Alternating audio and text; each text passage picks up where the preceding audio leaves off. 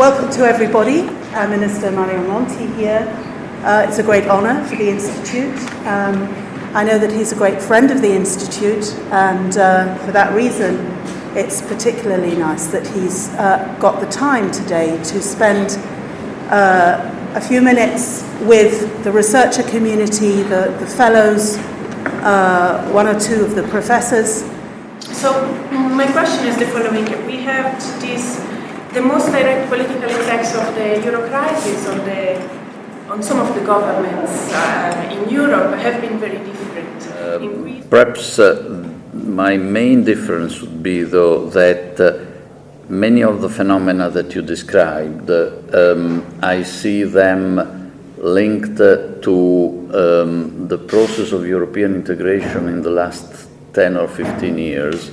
I think it is more correct to call this crisis a crisis of the Eurozone rather than a Euro crisis, a crisis of the Euro as a currency. We all know that. But when we talk with non-Europeans, I think it's always good to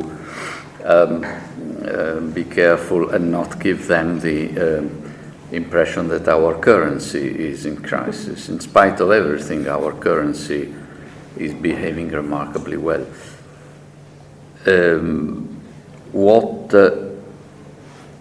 can the political system do to...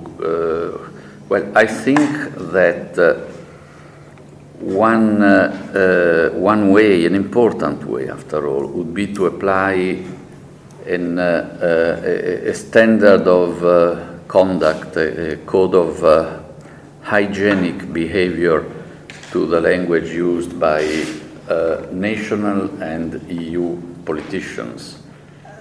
Silvia, you wanted to talk about, or wanted to ask a question about fiscal integration and the momentum towards fiscal integration. Perhaps we'll start. So do you believe that this kind of fiscal integration will be politically feasible, in particular in this particular moment of strong political polarization? And second, in practice, which alternatives, approaches and policies at the European level we can conceive to boost productivity and employment? I detect 4 planks in your fiscal coordination innocuous concept.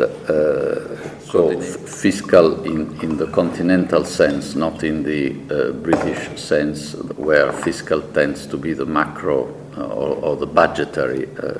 You mean also coordinamento della fiscalità, della fiscalité of the tax systems, as you said. In my view, and here I'm a bit cynical, so don't follow me, the more this grand design is declared, probably the least it is feasible in the medium term. Yes, the Eurobond issue, even if no Eurobond were ever to be issued, we would have had the historical merit of polarizing spirits and of producing a lot of intellectual reflection. Sense. I mean, my guess now is that for some time we are not going to see Eurobonds or mutualization of debt. I think at least the only answer I see is political leadership at the national level. And I hope the European Institute here studies a lot on how, for future treaty changes that we will have to have sooner or later, we can devise fully democratically legitimate methods that are different, however, from the past ones.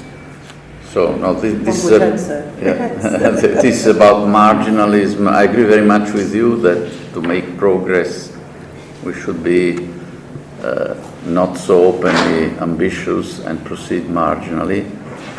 And all the best.